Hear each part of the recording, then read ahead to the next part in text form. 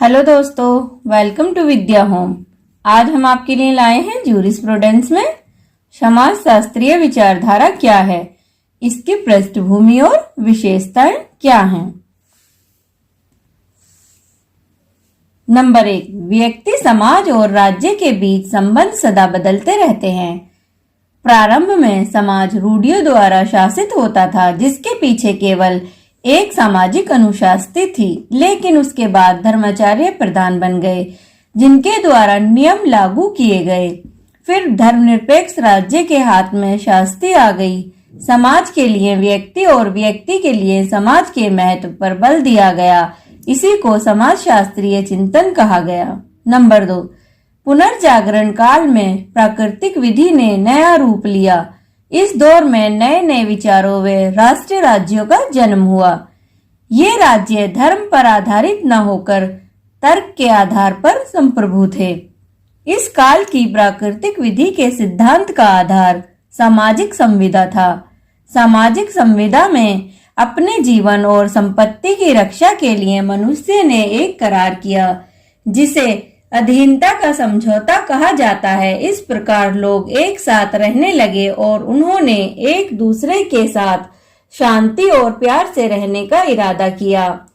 फिर दूसरा समझौता किया गया, जिसे अधीनता का समझौता कहा गया, जिसमें लोगों ने प्राधिकारी की आज्ञा का पालन करने का वचन दिया और लोगों ने अपनी स्वतंत्रता व अधिकारों का पूर्णतः या अंशतः त्याग कर दिया और प्राधिकारी ने उनको सुरक्षा की गारंटी दी।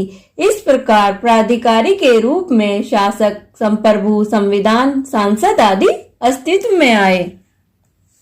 नंबर 3, ग्रोशियस का विचार है कि राजनीतिक समाज का आधार सामाजिक संविदा है और शासक प्राकृतिक विधि द्वारा आबद्ध है।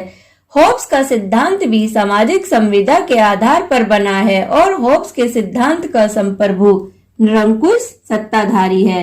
होब्स के सिद्धांत में व्यक्तिवाद, भौतिकवाद, उपयोगितावाद और निरंकुश शासनवाद है। जॉन लॉक भी सामाजिक संविदा के सिद्धांत को मानते हैं। होब्स जहां सत्ता का समर्थन करते हैं, वहीं लॉक स्वतंत्रता का समर्थन करते हैं।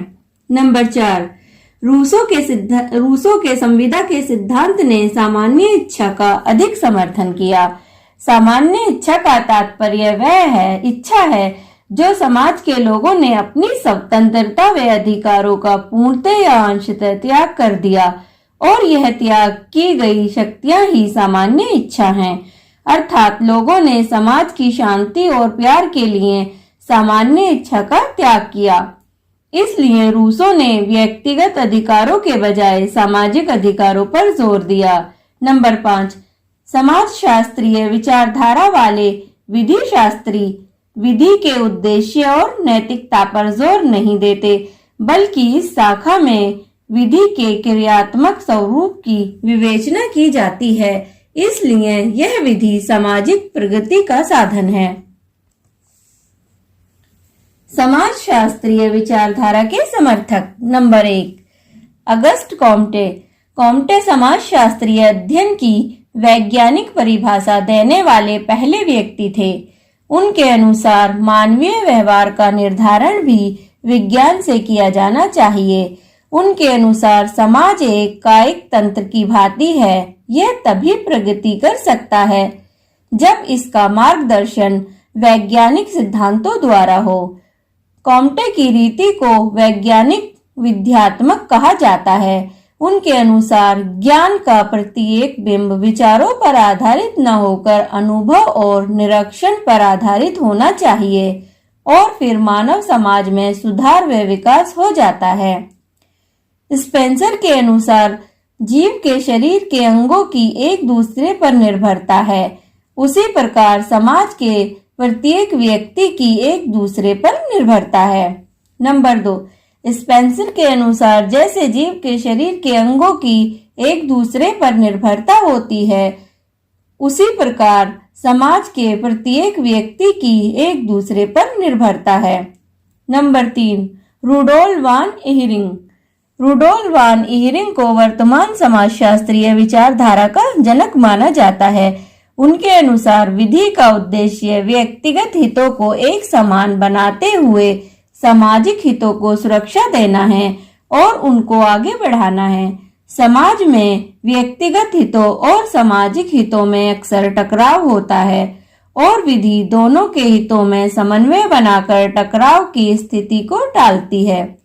उनके अनुसार विधि सामाजिक दशाओं का यौगिक रूप है जिसे बाह्य व्यवस्था के माध्यम से राज्य की शक्ति द्वारा प्राप्त किया जा सकता है।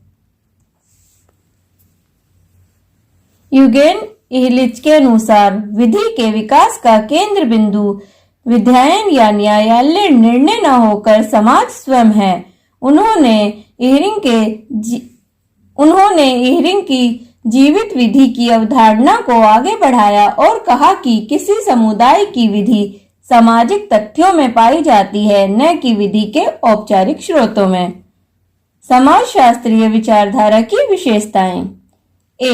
इसका संबंध विधि के क्रियात्मक पहलू से है।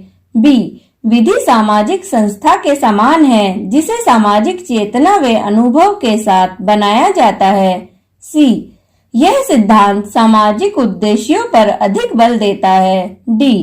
यह सिद्धांत विधि संस्थाओं, सिद्धांतों, अवधारणाओं आदि को व्यवहारिक दृष्टि से देखता है।